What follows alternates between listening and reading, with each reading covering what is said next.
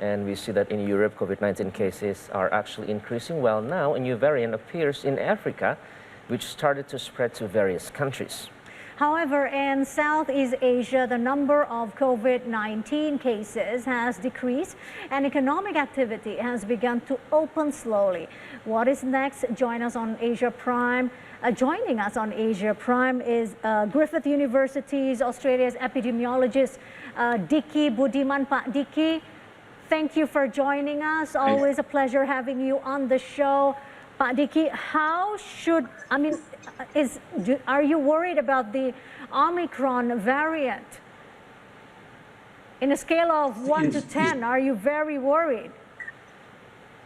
Yeah, before WHO declared this as variant of concern, maybe 3 or 4 days before, I already raised this concern through my social media and also through my colleagues and also my friend in Indonesia, because the early case, the early information and data from Gauteng in South Africa is very concerning, because just only in 3 weeks, the test positivity rate was increasing from 1% to 30%.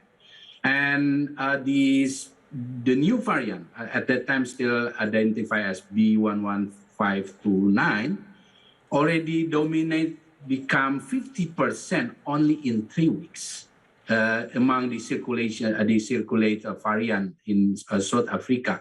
And as I just have to mention and remind all of us that Delta variant,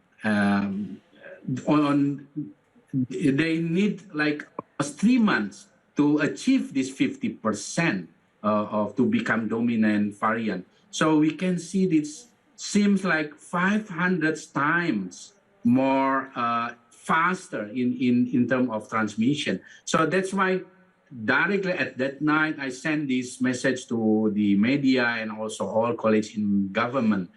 But then WHO in another 2 or 3 days after that, they declared this as the first variant who can just, jump from the first detection, directly jump to become variant of concern. Because even Delta variant needs maybe 3 or 4 months to become the variant of concern from variant of investigation. So it shows that how serious this variant it is. Okay, 500% is such a shocking number. And if we compare it from the maps where it spread, of course, the Omicron there's so much more red compared to the Delta variant. And then the latest discoveries says that the people that got infected by the Omicron doesn't shows any mild symptoms such as fever. They don't even have, anosmia, or they can still smell. And usually most of them came from the young age. What can you say about that, Pak Diki? In my perception and analysis, that's too early to say that this is a mild disease, because usually for the disease that become pandemic like COVID-19, we need to wait at least for a week to see what is the data show us about the severity, the fatality, and their symptom.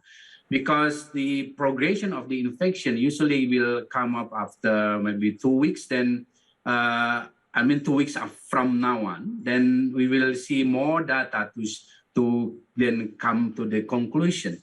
Because even with this current data that you mentioned, that this is mild without any, for the young population, they don't have enough, the symptom. But for sure, just this week, the hospitalization number is increasing from 100 something, I forgot, but it become 3 times the hospitalization number. So that's for the hospitalization number. And based on this hospitalization number also, around 20% of them is under the intensive unit or ICU. Then around 90% of them need ventilator. So this is not mild. this is not mild. Even especially for the elderly, who also especially for the one who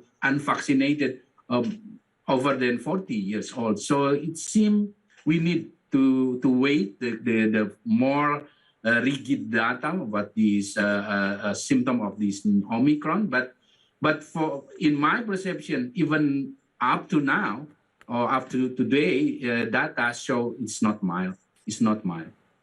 Very well then. Pak Diki, cases are reduced in Southeast Asia, but there's a rise in Europe. What is happening? How can you explain this? This is very clear, and it's easy to explain because for the expert perception, the expert perception is like, when you see the outbreak in one area is spread very fast, it's because the weak situation or community they have. In Europe, the majority of their population is elderly, so they are very prone. And now, after more than 7 months of their vaccination, this waning, their immunity protection is waning. So that's why they are very, very vulnerable now. And in contrast with our region in ASEAN, the population of ASEAN dominated by the young population, especially the population like Indonesia.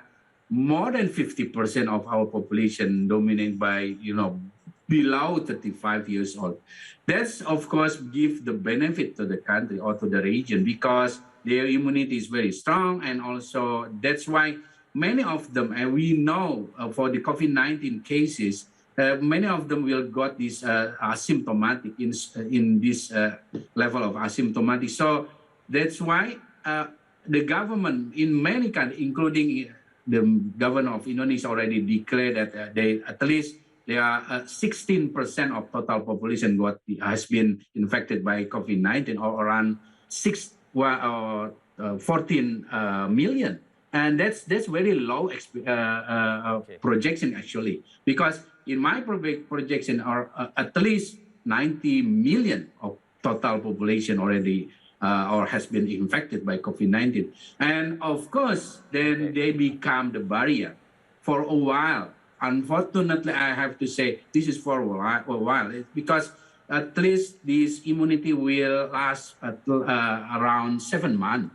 Okay. That's the situation in Southeast Asia. Okay, Pak Diki, let's talk about the international flights. As you know, even though Indonesia has imposed the stricter quarantine for the international travelers and also some other countries, we know that they prohibit the travelers from 7 countries, and those countries that probably has people with Omicron.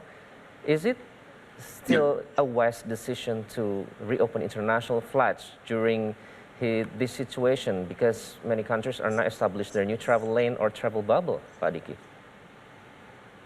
Yeah, in global health security knowledge, the ban, the ban travel, and also isolate the country is not a perfect and also not effective choice. It's because like Fauci already also say, and many experts in this field, now this is only buying time, and of course when we have to be aware that when one variant discovered in one region in one country, it doesn't mean that's exactly the time this variant was born. Actually, the variant could be maybe 1 or 4 weeks or 3 weeks before. And as we know, many countries before November, including even early of November, they are in very loose criteria in terms of restriction from even in the borders restriction screening. So this situation sent us the message that in terms of mitigate the new variant, we have to have consistent system on border and also within the country.